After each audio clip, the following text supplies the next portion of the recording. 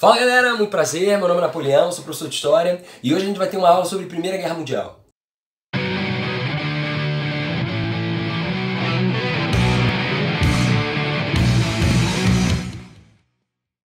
Cem anos depois de um conflito arrasar o planeta, muitas pessoas morrerem, milhões, dezenas de milhões de pessoas morrerem, a gente está tendo que debruçar-se sobre esse tema porque ele continua, de alguma maneira, tendo relação com a maneira como nós vivemos hoje. Então, a primeira coisa que eu gosto de explicar sobre a Primeira Guerra Mundial é: primeiro ela é guerra, depois ela é mundial, depois ela é primeira. O que isso quer dizer, Napoleão? Quer dizer que ela é guerra, ou seja, ela é resultado do fracasso da diplomacia entre as potências da Europa, principalmente da Europa. Segunda, ela é mundial. Significa que ela afeta a todos os indivíduos de maneira direta ou indireta em todos os países de todos os continentes da Terra. Ah, Napoleão, mas é aquela meu antepassado que vivia não sei onde. Bom, então, em menor ou maior grau, ele também foi afetado pela Primeira Guerra Mundial. E ela é primeira. Na verdade, quando ela aconteceu, começando em 14, terminando em 18, ela não foi chamada de Primeira Guerra de uma vez. Ela foi chamada só de guerra. Na verdade, muitos tinham a estimativa de que ela nem durasse tanto tempo. Então ela foi chamada de a guerra que acabaria com todas as outras guerras. A Grande Guerra. A guerra. Até que ocorre a Segunda Guerra Mundial e ela então passa a ser chamada de Primeira. Então ela é guerra, é mundial e é primeira. E tem uma outra peculiaridade, ela também é total. No século XIX as guerras eram travadas entre exércitos. Agora as guerras são travadas entre países e qualquer alvo é alvo. Não tem mais isso de, atacou um alvo militar, atacou um alvo civil, atacou um hospital, uma escola. Na verdade, a fúria e o ímpeto militar vai atacar qualquer alvo no país inimigo e isso vai trazer consequências devastadoras para o continente europeu principalmente, porque foi o palco principal dos conflitos, ok? A guerra começa em 1914, como eu disse, e ela põe fim a um período conhecido como Belle Époque. O que é Belle Époque? É um período de relativa paz, que começa em 1871, quando acaba a Guerra Franco-Prussiana, e vai até 1914, quando começa a Primeira Guerra Mundial. Inclusive, esse período de relativa paz também é chamado de período de paz armada. Afinal de contas, embora não houvesse conflitos diretos entre as potências europeias, havia uma série de rivalidades, havia uma série de problemas sendo resolvidos ou mal resolvidos nesse período. E além disso, muitas armas estavam sendo fabricadas. As indústrias europeias estavam produzindo muito, como nunca, diga-se de passagem, e entre o que eles produziam estava, sem dúvida, o aparato bélico. Então eles estavam produzindo metralhadoras, canhões, bombas, e aviões, e submarinos, e navios. É óbvio que quando a guerra começa, essa produção aumenta, mas desde o século XIX isso já tem acontecido. Bom, Napoleão, e o que é a Belle Époque? Como eu disse, é um período de paz e prosperidade. Prosperidade do ponto de vista material. A Europa está ganhando muito dinheiro como resultado do domínio dos territórios africanos e asiáticos, com a lógica imperialista. E é isso, esse sucesso nesses empreendimentos faz com que a Europa consiga modernizar suas capitais e embelezar suas cidades. Além disso, há um progresso do ponto de vista científico e intelectual. Muitos teóricos importantes aparecem no final do século XIX, a ciência prospera, mas, mesmo assim, esse período fracassa. A gente tem que lembrar, por exemplo, de eventos como a Exposição de Paris, de 1900, ou outras exposições de grande porte, bem parecido com aquelas feiras de ciência que a gente faz na escola, sabe? Um momento de mostrar, exibir aquilo que se produziu de ciência nos mais diferentes lugares do planeta. Então comitivas e cientistas de vários lugares do mundo vão expor sua arte nesses salões, nessas exposições que vão acontecer especialmente na Europa, mas também nos Estados Unidos. Só para você entender um pouco o que era a Belle Époque, eu vou ler um texto que alude a isso. E esse texto é do Max Hastings. Diz assim, avanços tecnológicos, sociais e políticos alastravam-se pela Europa e pelos Estados Unidos numa escala nunca vista em qualquer outro período. Num piscar de olhos, a experiência humana tinha evoluído. Einstein anunciou sua teoria especial da relatividade, Marie Curie isolou o rádio, Leo Baekeland inventou a baquetita, o primeiro polímero sintético, telefones, gramofones, veículos motorizados, sessões de cinema e casas com eletricidade tornaram-se lugar comum entre pessoas abastadas nas sociedades mais ricas. Parênteses, entre as pessoas mais abastadas nas sociedades mais ricas. Os mais ricos entre os mais ricos estão vivendo de maneira muito próspera e extremamente confortável nesse período. Mas tudo isso vai mudar quando, em 1914, as rivalidades entre as potências europeias não conseguem ser contidas. E é deflagrado o primeiro grande conflito do século XX, a Primeira Guerra Mundial. A Europa, nesse momento, estava organizada basicamente em democracias e regimes autoritários. Como as democracias, a gente pode citar Inglaterra, França, Suíça, Portugal, Suécia, Dinamarca, Holanda, Bélgica. E como regimes autoritários, citamos o Império Alemão, novo, mas bem ativo, o Império Austro-Húngaro, o Império Russo, sem dúvida, o Império Otomano, o Reino da Itália, a Bulgária e a Romênia. Então, basicamente, são regimes de caráter liberal, democracias liberais e regimes autoritários. E esses tinham interesses que conflitavam entre si, né? Esses tinham interesses que, no jogo político europeu, eles queriam ser atendidos, eles queriam atender. Então, para tanto, eles acabavam disputando. E, inclusive, esse é o primeiro fator que leva à Primeira Guerra Mundial, a disputa entre as potências imperialistas. A Alemanha querendo pegar territórios que pertenciam à França, e cito como exemplo aí a chamada questão marroquina. Tem a Alemanha querendo pegar territórios da Inglaterra, é basicamente a Alemanha querendo pegar território de quase todo mundo. A Itália também tem bastante ganância nesse sentido, mas nem sempre tem alcançado seus objetivos. Tá? Então os antecedentes da guerra começam, sem dúvida nenhuma, pela disputa entre as nações imperialistas. Outro ponto importante para a gente citar é o sentimento de revanche que os franceses têm em relação aos alemães. Nesse momento da Primeira Guerra Mundial, a Alemanha era a nação que tinha humilhado os franceses. Na Guerra Franco-Prussiana, a Alemanha tinha conseguido vencer o exército francês, tinha conseguido também coroar o imperador da Alemanha dentro do território francês e, sem dúvida nenhuma, os franceses queriam se vingar disso da maneira que pudessem. E isso, sem dúvida, vai contribuir para a ocorrência da Primeira Guerra Mundial. A gente também tem que citar, é claro, os nacionalismos na Europa. Nacionalismos de várias partes, tá? Então, vou citar alguns aqui, é claro. Primeiro, a gente tem que citar o nacionalismo russo. O Império Russo tinha defendido a seguinte ideia: todos os lugares onde existirem eslavos devem ser dominados pelos russos. Coerente, né? Bom, para eles fazia todo sentido. Qual é o problema disso? É que os eslavos não estavam apenas dentro do território russo. Os eslavos estavam em todo o leste europeu. Então os russos queriam dominar todo o leste europeu. Ora bolas. Essa doutrina, ou esse ímpeto nacionalista, ficou conhecido como pan-eslavismo. Por parte da Alemanha, a Alemanha que não vai ser de bobeira, não vai ficar atrás, eles vão fazer a mesmíssima coisa. Só que a doutrina é um pouquinho diferente. Bom, como assim, né, pô? É o seguinte, a Alemanha vai dizer: todos os territórios onde existirem germânicos devem ser dominados pelos alemães. Qual é o problema, né, pô? O problema é que também tem germânicos no leste europeu, também tem germânicos numa região, especialmente numa região conhecida como Balcãs. E na Balcãs é essa região ali, ó, Grécia, onde fica Croácia, Bósnia, Sérvia. Nesse lugar há também, curiosamente, muito sentimento nacionalista. O nacionalismo alemão é chamado de pan-germanismo. O russo, pan-eslavismo, o alemão, pan-germanismo. E, quem dominava essa região? Bom, então, essa região era dominada pelo Império Turco-Otomano, que estava frágil, que estava perdendo força. Uma série de levantes internos estavam enfraquecendo o Império Turco, então o Império Otomano. Então, esses países, antes dominados pelos otomanos, estavam buscando sua autonomia. Então, vamos recapitular. Nessa região, no leste europeu, especialmente na região dos Balcãs, da Península Balcânica, tem o interesse russo, o interesse alemão. Além disso, eu não citei, tem o interesse austríaco ou austro-húngaro e tem o interesse das nações dessa região de se tornarem autônomas em relação a esses dominadores todos. Inclusive, gente, deixa eu explicar um negócio aqui. A Sérvia é um caso bastante especial. A Sérvia não apenas quer se tornar autônoma em relação a essas tentativas de domínio, como também quer, ela, Sérvia, dominar territórios. O grande sonho da Sérvia é criar a chamada Grande Sérvia.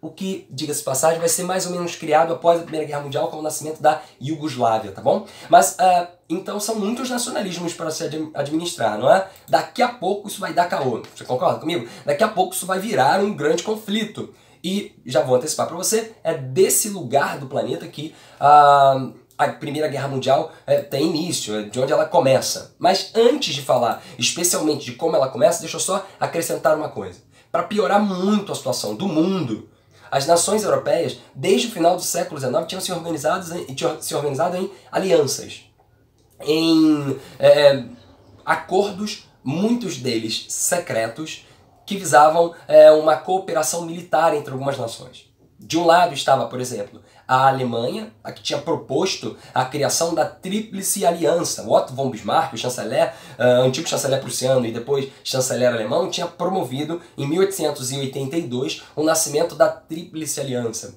E a Tríplice Aliança contava com a Alemanha, já citada, o Império Austro-Húngaro, parceirinho da Alemanha em muitas aventuras, e a Itália, o Reino da Itália, também fazia parte da Tríplice Aliança. Do outro lado, nascido em 1904, foi criada a Tríplice Entente, ou Cordiale Entente. Não sou bom no francês, mas dá para deduzir que foi a França quem promoveu ou quem propôs essa aliança. E quem faria parte da aliança? Né? Pô, bom, além da França, a Inglaterra, curiosamente, rival histórica da França, por causa da conveniência, vai se unir à França e chamaram também para o jogo a Rússia. Outro rival histórico da França, mas que como era inimigo da Alemanha, bom, era conveniente que fizesse parte dessa aliança. Então, em 1904, com o nascimento da Tríplice Entente, nós tínhamos dois grupos na Europa. De um lado a Tríplice Aliança, formada por Alemanha, o Império Austro-Húngaro e a Itália. Do outro, a Tríplice Entente, formada por França, Inglaterra e Rússia. Agora sim, como é que a guerra começa, né, pô? Todo mundo sabe, todo mundo já ouviu falar do assassinato do arquiduque Francisco Ferdinando. O nome Francisco Ferdinando, inclusive, é tão sonoro que fica martelando na nossa mente. Você não vai mais esquecer. Você vai hoje dormir e vai lembrar Francisco Ferdinando, Francisco Ferdinando. Bom, vou te falar um outro nome para você lembrar para sempre. Gavrilo Princip. É um estudante sérvio de 19 anos que fazia parte de um movimento nacionalista sérvio chamado Mão Negra. O Gavrilo Princip foi para a Bósnia, onde o Francisco Ferdinando, que era herdeiro do trono austríaco, estava de passeio com sua esposa Sofia para tentar matá-lo. Tá, mas esse assassinato significava o quê? Qual era o objetivo desse assassinato? Na verdade, era o seguinte, é que a Áustria queria fechar um acordo com a Bósnia e aumentar o Império Austríaco. A Áustria não seria mais a Áustria-Hungria, seria a Áustria-Hungria e somaria a esse império os povos eslavos. Inclusive se conflitaria com o Império Russo. Então a Áustria queria ampliar o seu império. A Sérvia também se sentiu ameaçada. E então, para os sérvios, era interessante matar o arquiduque, inviabilizar esse acordo entre Áustria e Bósnia e caminhar um pouco mais na direção da criação da Grande Sérvia. Então a missão do Gavrilo Princip era matar o Francisco Ferdinando. E ele não era o único interessado em fazer isso. Curiosamente, no dia que, 28 de junho, em que o Gavrilo Princip conseguiu matar o Francisco Ferdinando e a sua esposa, a Sofia, o Francisco Ferdinando já tinha enfrentado vários outros atentados com sucesso. Ele estava indo embora, inclusive. A comitiva dele já tinha enfrentado vários problemas e ele estava indo embora. Só que uma obra do acaso, naquele momento, ele entra numa rua sem saída, não consegue retornar, e aí o Gavrilo Princip, que estava passando mal e tentando comer numa lanchonete, vê a comitiva do imperador, ou melhor, do herdeiro do trono, não é? Vai lá e dá alguns tiros nele. E aí a coisa azeda muito. As autoridades austríacas prendem o sérvio, o Gavrilo Princip. O sérvio acaba não sendo executado porque a lei austríaca dizia que para ser executado tinha que ter mais de 20, ele tinha 19. E aí então fica naquele impasse. Como é que a Áustria vai responsabilizar a Sérvia por aquilo que tinha acontecido? Bom, a Áustria faz um ultimato à Sérvia. Diz, ora Sérvia, você tem que acabar com todos os partidos e movimentos nacionalistas que existem dentro do seu país. É óbvio que a Sérvia não aceita isso, porque o governo sérvio concordava com os movimentos nacionalistas. Resultado, né, pô?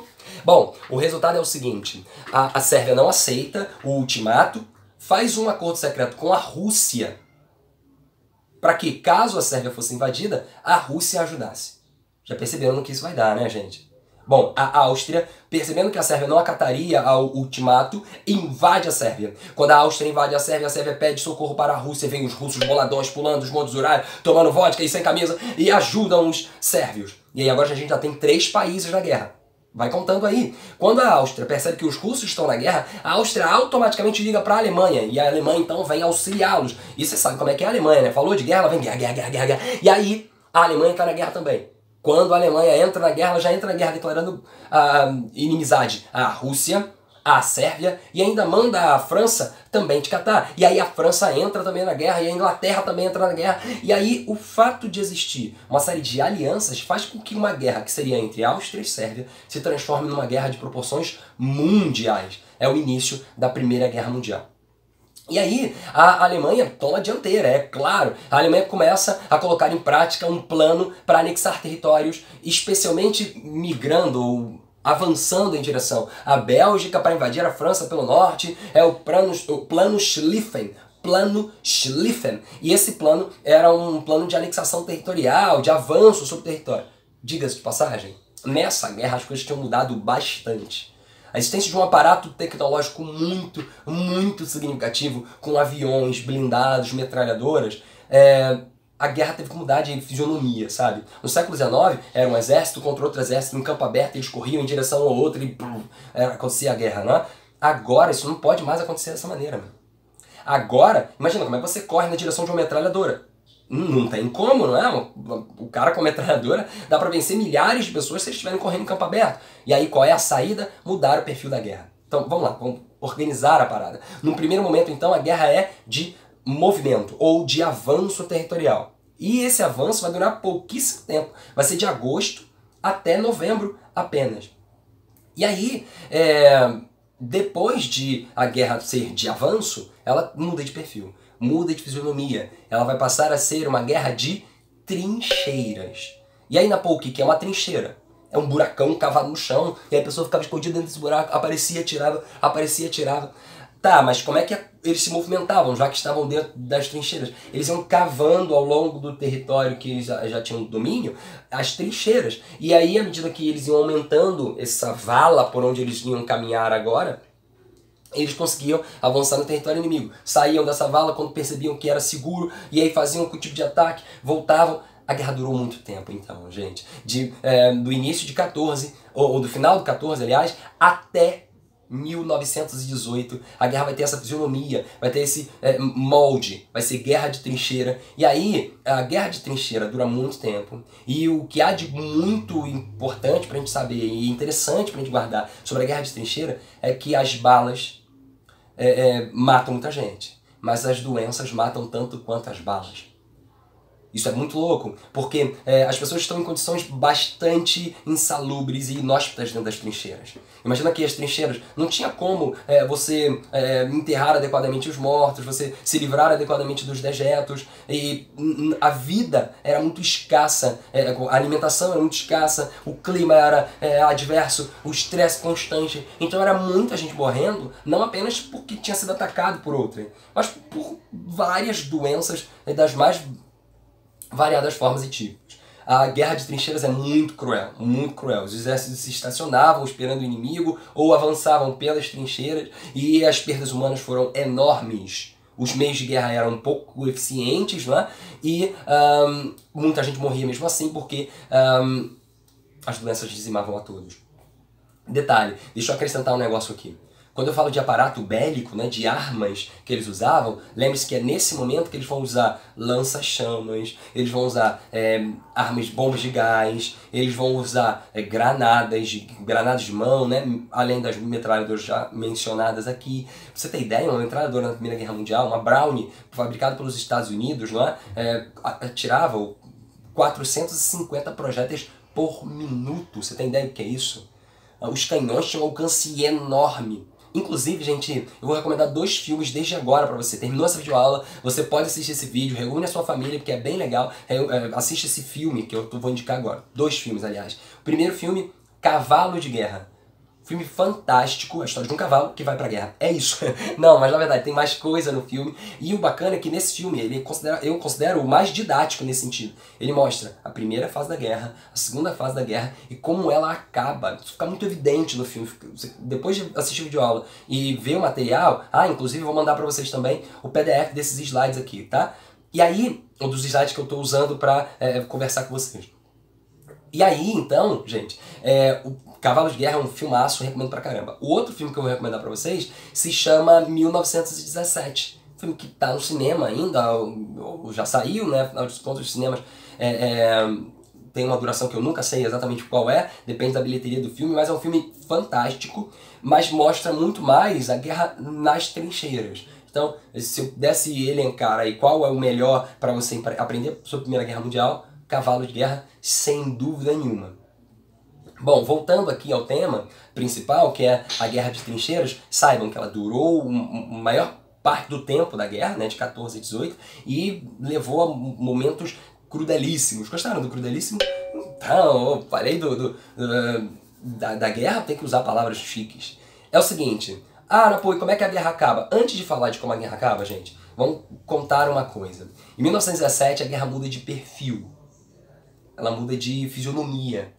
Aquele que venceria não mais vencerá. Porque parecia para todo mundo, não é, que a Alemanha seria vitoriosa. A guerra pendia para a Alemanha. Mas aí algumas coisas mudam. O que muda, né? Muda o seguinte. Em 1917, a Rússia, que depois passaria a se chamar União Soviética, sai da Primeira Guerra Mundial. Ela faz um acordo com a Alemanha, o Tratado Brest-Litovsk, assinado em Brest, né? E na Bielorrússia. E aí eles saem da guerra. O Lenin, que tinha chegado ao poder em outubro de 17, ele faz um acordo, assina um armistício e sai da Primeira Guerra Mundial. E aí, bom, já que a Rússia fazia parte da Tríplice Entente, a Tríplice Aliança ganha força. E acabei de lembrar que tinha esquecido de falar uma coisa. Sabe a Itália? Você percebeu que eu falei que todo mundo entrou na guerra e não falei da Itália entrando na guerra?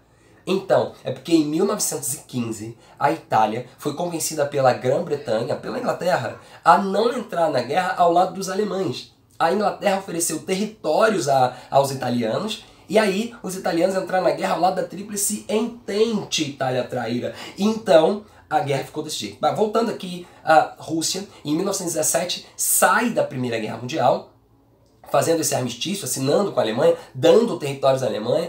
Embora fizesse parte do lado vitorioso, a Rússia sai da guerra com status de derrotada e tem que pagar algumas indenizações em terras para a Alemanha. Mas aí, quando todo mundo achava que tudo tinha perdido, quando o sol começava a se pôr e as trevas, as densas trevas, começavam a ser perceptível. Quem vem saltando pelos montes? Os Estados Unidos.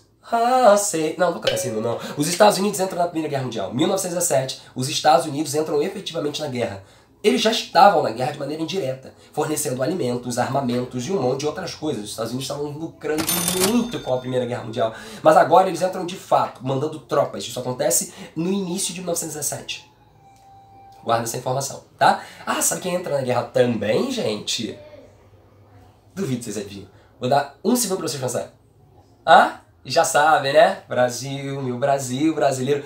Em 1917, o Brasil também entra na Primeira Guerra Mundial. Depois de ser atacado inúmeras vezes. Ué, como assim? O Brasil foi atacado? Foi sim, deixa eu te explicar. O Brasil era um país essencialmente agroexportador. Então, o que o Brasil fazia? Agroexportava, quer dizer, exportava gêneros agrícolas. E para onde ele exportava esses gêneros agrícolas? O Brasil mandava isso tudo para a Europa. O Brasil e outros países da América Latina abasteciam os que estavam no Atlântico Norte. Diga-se de passagem, isso era extremamente perigoso. Por que era perigoso? Porque a Alemanha, com seus navios e seus submarinos, afundavam os navios americanos com o objetivo de que a Europa fosse desabastecida e assim morressem de inanição. Inclusive, gente, já vou falar, pera só um pouquinho, sobre a escassez da Primeira Guerra Mundial. Aguenta só um segundo. Vou falar sobre o Brasil logo. Então, em 1917, o Brasil entra na guerra. Depois de muito resistir, depois de manter a neutralidade por toda a guerra, o presidente da República, Senhor Venceslau Braz, enfim, assina a entrada do Brasil na Primeira Guerra Mundial, declara a guerra contra a Tríplice Aliança. E como é que o Brasil participa da Primeira Guerra Mundial, Napo? Bom, o Brasil manda missões médicas para a Europa. A ideia é a seguinte: recuperar os ingleses para eles matarem os alemães. O Brasil não sujaria as mãos com isso, então. Além disso, é claro, o Brasil participa mandando um contingente naval para patrulhar o Estreito de Gibraltar. Recomendo a vocês, inclusive, que pesquisem informações sobre a Batalha da Estonia. Você vai ver como foi linda a participação do Brasil na Primeira Guerra Mundial. Continuando aqui, tem uma coisa importante, tá? Deixa eu abrir um parêntese, olha pra mim. Em 1917, o Brasil entra na guerra. Mas a guerra já estava afetando o Brasil.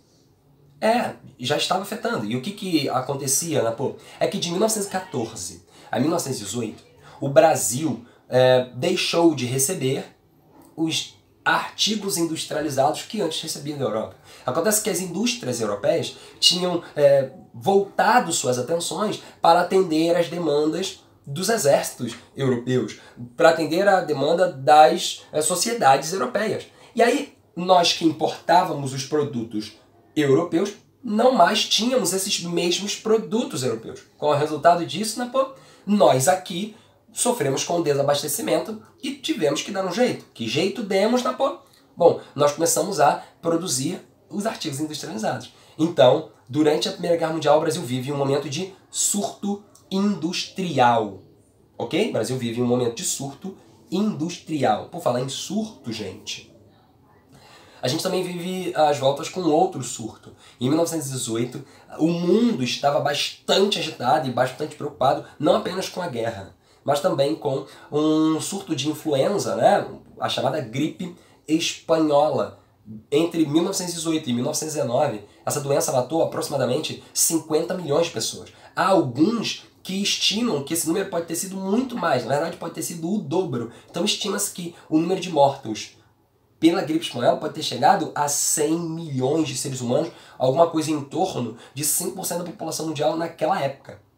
Muito louco, não é? Se fosse hoje em dia, dava alguma coisa em torno de 355 milhões de seres humanos morrendo. A parada seria muito, muito severa. Tá ok? Então falamos da participação do Brasil na Primeira Guerra Mundial. Vamos voltar a alguma coisa aqui que eu falei que ia falar, que era a escassez.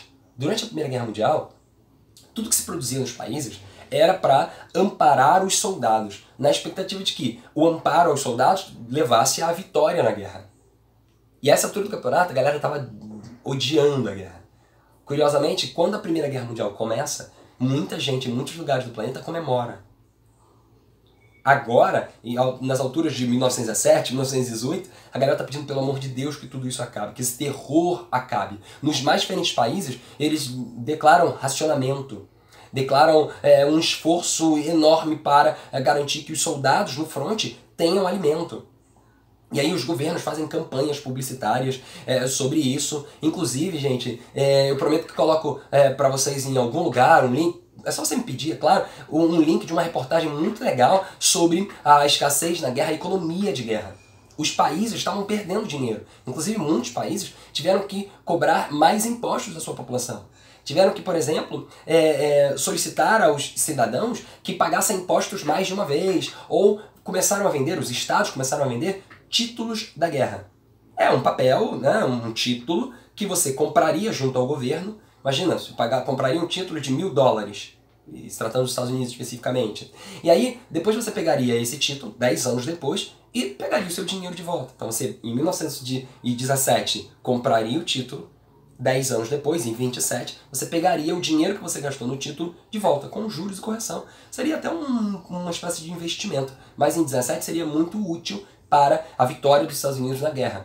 Muitos países fizeram isso também. Esse expediente foi usado na Inglaterra, também foi usado na França. Então, a economia de guerra era muito, muito, muito tensa. E uma escassez absurda. Faltava tudo, gente. Faltava não apenas vestuário e gêneros industrializados, mas faltava comida, principalmente. É nesse momento, inclusive, que, porque os homens estão no fronte, a Primeira Guerra Mundial é basicamente masculina, né? As mulheres são convocadas a ajudar também. E como é que as mulheres ajudariam? Bom, um cartaz francês, que eu lembro agora, vai dizer que as mulheres ajudariam de 3 maneiras bem básicas. Primeiro, trabalhando no campo. Segundo, trabalhando na indústria. Terceiro, cuidando das crianças deixadas em casa pelos homens que foram para a guerra salvar o mundo. Bom, o fato é que as mulheres ingressaram no mercado de trabalho, esse é um dado que você deve guardar aí. Na Primeira Guerra Mundial, há um novo ímpeto, um novo movimento de mulheres em direção ao mercado do trabalho, já que os homens estão no front, a mulher tem que atender a esse chamado e ser esforço de guerra, não é? Todos devem contribuir, é o que eles dizem. Até aí, ok? Quer dizer, ok, a gente está falando de guerra, mas até aí vocês entenderam, não é? Deixa eu continuar aqui, por favor. Em 1918, a guerra muda um pouco de perfil, sabe? Depois da entrada dos Estados Unidos, a Alemanha, meio que no desespero, começa a fazer mais incisivamente ataques contra aquelas embarcações que tentavam abastecer a Europa. A guerra ganha uma dimensão submarina, sabe? Os submarinos alemães, diga-se de passagem, eram extremamente temidos. Todo mundo tinha preocupação com o poderio bélico alemão. Mas a essa altura do campeonato, a possibilidade de vitória da Alemanha era muito, muito, muito pequena. Pra você ter ideia, a Alemanha, em 1918, convencida de que não conseguiria vencer mais a guerra, o imperador da Alemanha renuncia e é declarada uma nova república na Alemanha, uma república na Alemanha, a chamada República de Weimar. E aí, eu recomendo que vocês, a gente não vai destrinchar aqui, mas eu recomendo que vocês deem uma olhada também sobre o que está acontecendo do ponto de vista político na Alemanha em 1918. Procurem, por exemplo, um levante chamado espartaquista, liderado por uma mulher chamada Rosa Luxemburgo. Eu acho que é interessante você pesquisar sobre isso, alguma coisa está me dizendo que isso vai aparecer nas provas desse ano. Então, por favor, procure informações sobre esse evento que acontece em 18 na Alemanha, tá bom? Bom, voltando aqui, a guerra dizimou muita gente em muitos países, tá? Só pra você ter ideia, tem mortos, é claro, nos principais participantes da guerra, e que, assim, uma cifra absurda. A Alemanha, mais de 1 milhão de mortos, a França também, mais de 1 milhão de mortos, o Reino Unido, mais de 1 milhão de mortos, a Rússia, com mais de 1,5 milhão de mortos. Então tem muita gente perdendo muita população, quer dizer, tem muitos países perdendo muita população. Isso tem um impacto muito significativo. Vou criar aqui, ou melhor, vou abrir um parênteses para você entender o que eu estou querendo dizer. Entre os que morreram, tem ricos, pobres, intelectuais, indoutos, tem todo tipo de gente. Então pensem, por favor, que o mundo deu um passo, ou muitos passos atrás. Como assim, Napô? Esse período de guerra vai dizimar mentes brilhantes, possivelmente. Com certeza morreram pessoas que inventariam tecnologias que revolucionariam o planeta. Gente que falaria coisas que nos convenceria, seres humanos, a viver muito melhor. Pensem que essas vidas que morreram foram pessoas que poderiam contribuir ativa e positivamente para um mundo melhor. Sem falar que a Primeira Guerra Mundial criou tantos ranços e tantas rivalidades, tantos sentimentos de vingança, que levou a muitos outros conflitos. Especialmente, é claro, a Segunda Guerra Mundial. Okay? Então muita gente morreu, as cifras são assustadoras e muitos dão conta de que os mortos passaram da casa dos 10 milhões de seres humanos. Alguns vão falar que esse número bateu lá perto dos 20 milhões. Mas ó, é o seguinte, quando uma guerra acaba, ela vem acompanhada dos tratados de paz. E aí, antes de falar dos tratados de paz propriamente, eu preciso falar de uma parada. Ainda em 1918, lembra, os Estados Unidos entrou na guerra em 1917, em 1918, o presidente dos Estados Unidos, o senhor Woodrow Wilson, ele fez uma declaração e liberou um documento. Eram os 14 pontos de Wilson. E o que eram os 14 pontos de Wilson? Era basicamente uma carta de princípios que ele considerava fundamental para o sucesso e o progresso da vida humana. O Wilson, ele defendia algumas coisas muito importantes para o século XX, que não seriam consagradas, ou melhor, não seriam completamente respeitadas nesse primeiro momento, mas que depois, especialmente após a Segunda Guerra Mundial, fariam muito sentido para muita gente. Por exemplo, ele defendia a autodeterminação dos povos. Ele defendia que cada nação tivesse o poder de escolher seu próprio governante e autonomia para se auto-administrar como bem entendesse. Isso, inclusive, vai dar força para os discursos das nações dominadas, tanto na Ásia como na África, e para que essas nações tenham a possibilidade de se tornarem independentes. Outra coisa que ele defendeu foi a eliminação dos acordos secretos. Lembra, gente? As alianças militares, esses acordos secretos, fizeram de uma guerra entre a Sérvia e a Áustria numa guerra de caráter mundial. Então, os Estados Unidos, na pessoa do presidente Woodrow Wilson, pedia a eliminação dos acordos secretos. Além disso, ele pedia o fim das anexações territoriais. Uma hipocrisia, né? Bom, o fato é que ele pedia que as nações europeias não quisessem anexar mais territórios, porque a tentativa de anexar territórios estava levando à guerra. E, para piorar, ou para terminar, ele dizia que a guerra tinha deixado vítimas em todos os lugares do planeta. E que a esse momento, a essa altura, ninguém devia solicitar indenizações de guerra. O Woodrow Wilson pedia uma guerra sem vencedores ou vencidos. E pedia que as indenizações de guerra fossem suspensas. Imagina o francês ouvindo isso. O francês, claro e evidentemente, não admitiria, não aceitaria isso que o Woodrow Wilson estava propondo. Então o que o francês faz? Convoca uma conferência na sua capital em Paris e lá se define, se alinhava o que vai ficar acordado e chamado de Tratado de Versalhes. Negociam-se Paris, assina Versalhes, um tratado cujo objetivo era culpar alguém. Quem vocês acham que a França vai culpar? Lembra aqui? A Alemanha tinha vencido a França, tomado a Alsácia-Lorena, humilhado o povo francês, tinha coroado o imperador da Alemanha dentro do território francês. E agora, o que a França ia fazer? Se vingar, maluco. Se você me atacar, eu vou atacar, diria a França. Então a França agora ia atacar a Alemanha. E o Tratado de Versalhes era exatamente isso. Uma tentativa de fazer com que a Alemanha nunca mais se reerguesse, nunca mais ameaçasse ninguém. E então o Tratado de Versalhes humilha o alemão. São severas, muito duras punições à Alemanha. Por exemplo, a Alemanha vai perder suas colônias, os países vencedores vão anexar as colônias alemãs. A Alemanha vai ter que devolver a Alsácia-Lorena, uma rica região em minério, vai perder a região do Sarre. Além disso, vai perder um território que permite à Polônia acessar o Mar do Norte, o chamado corredor polonês, lá no leste europeu. Vai ter que então entregar o porto de Danzig, que é onde o corredor polonês dá. Além disso, vai ter que suspender o serviço militar obrigatório. Imagina, uma Alemanha sempre preocupada com o militarismo, sempre preocupada em, através da força, impor as suas vontades. A Alemanha vai se ver obrigada agora a acabar com o serviço militar voluntário. Reduzir para 100 mil homens. E detalhe, com armas leves. Proibiu a marinha de guerra, proibida a artilharia pesada, aviões proibidos, tanques proibidos e qualquer tipo de aparato bélico de grandes proporções alemães estava proibida. Acabou, Napoleão, né? Acabou, Jéssica? Não, ainda tinha mais coisa. A Alemanha, além disso tudo, ia ter que pagar a indenização na casa dos 30 bilhões de dólares. 30 bilhões de dólares nos próximos 30 anos. A Alemanha estava bastante humilhada. Já sabe onde isso vai dar, né, gente? A Alemanha, arrasada e humilhada, vai guardar vingancinha no coração. A gente sabe, já dizia o filósofo, a vingança nunca é plena, mata a alma e envenena. No entanto, a Alemanha vai tentar fazer a vingança. Isso é um terreno fértil pra caramba para o nascimento de regimes autoritários. Já entenderam onde vai dar? Hã? Hã? É isso mesmo. A ascensão do Adolf Hitler tem relação direta com a maneira como a Primeira Guerra Mundial acabou para a Alemanha. Diga-se de passagem, o próprio Hitler tinha lutado na Primeira Guerra Mundial e quase morreu. Ele quase ficou cego, mas sobreviveu. Claramente porque ele tem pacto com o inimigo de nossas almas.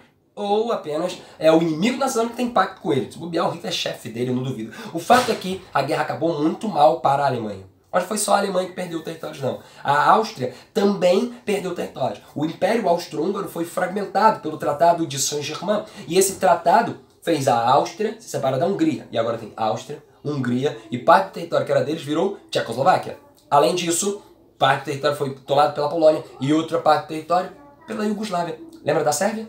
Virou Iugoslávia. E somou dentro dela vários grupos étnicos. Depois você vai dar caô? Vai dar caô também, tá bom, gente? A Iugoslávia, cheia de diferentes povos étnicos dentro do seu território, esses povos étnicos vão entrar em choque entre si e isso em algum momento vai dar caô. Pesquisem sobre isso também.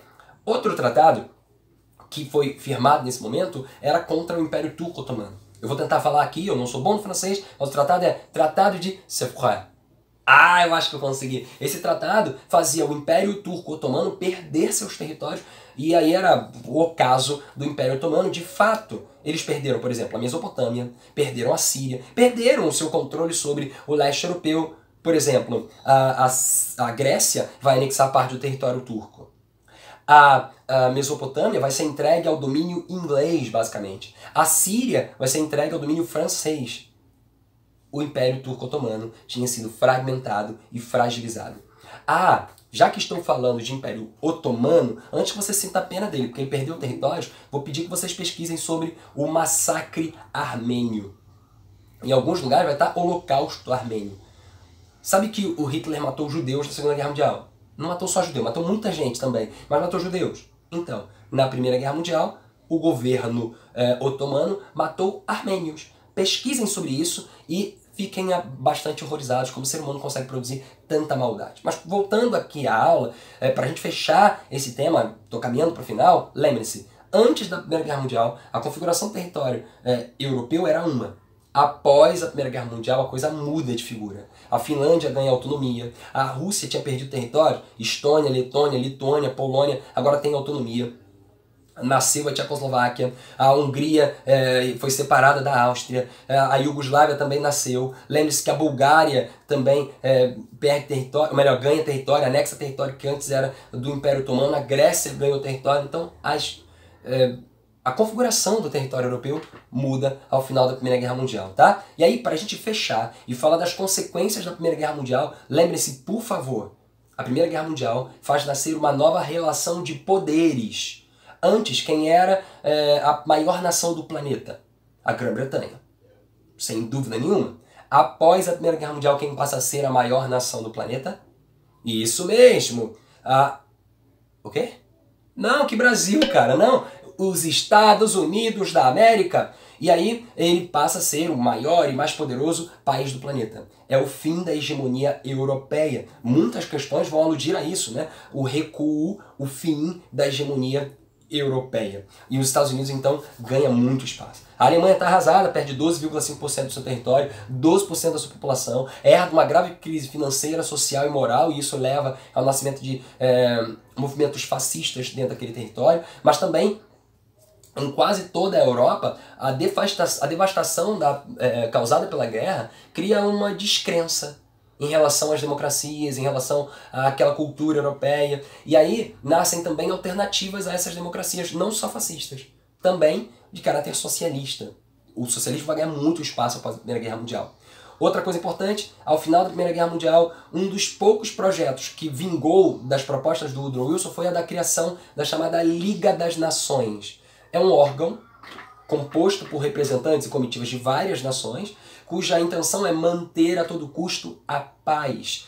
Pauta-se, então, a sua ação na política do apaziguamento, para garantir que entre nações não haja conflitos. Então, se um país tem uma demanda e outro país discorda, e para evitar o conflito entre eles, esse teatro com dedinhos foi horrível, a Liga das Nações, ou Sociedade das Nações, vai atuar para impedir esse conflito. Diga-se de passagem, a Liga das Nações não foi tão eficiente assim, né? Afinal de contas, a Primeira Guerra Mundial acaba em 18, a Segunda vai começar em 39. É porque a Liga das Nações não atuou como deveria atuar de fato. Os Estados Unidos se consolidam como potência econômica e no outro lado do universo econômico, a Europa está sofrendo uma grave crise. Não pense que só a Alemanha sofreu o impacto da guerra. Inglaterra perdeu grande parte do seu tesouro nacional, a França perdeu grande parte do seu tesouro nacional também, a Europa, de maneira bem geral, perdeu capacidade industrial. Quem é que vai se beneficiar disso? Os Estados Unidos da América, que entram na guerra com um déficit, com um débito de 4 bilhões e sai da guerra com um saldo positivo de 11 bilhões. Quem se beneficia da Primeira Guerra Mundial, portanto, a burguesia estadunidense, sem dúvida nenhuma. Sem dúvida nenhuma. Valeu? Bom, gente, é isso. Esse era o meu recado. Lembre-se, a Primeira Guerra Mundial é um evento muito avassalador, muito devastador. E, inclusive, deixa eu só acrescentar uma última informação para você guardar isso no coração. Um Eric Hobsbawm, um historiador inglês extremamente importante do século XX, vai dizer que a Primeira Guerra Mundial faz nascer o século XX, que ele vai chamar, inclusive, de breve século XX. A Primeira Guerra Mundial começou, então, fez nascer o século XX. Porque o que tinha antes era a Belle Époque, resquício do século XIX. Então, em 14 começaria o chamado breve século XX. A minha pergunta para você matutar e tentar me responder de alguma maneira nas redes sociais, onde você me encontrar, é: quando esse breve século XX teria acabado, de acordo com Eric Hobsbawm no seu livro A Era dos Extremos? Bom, é isso. Um abraço para todo mundo. Por favor, lave as mãos, não vá à rua, e lembre-se do recado do amigo. Estudar vale a pena, você vai mudar o mundo se a tua cachola mudar. Aquele abraço, gente!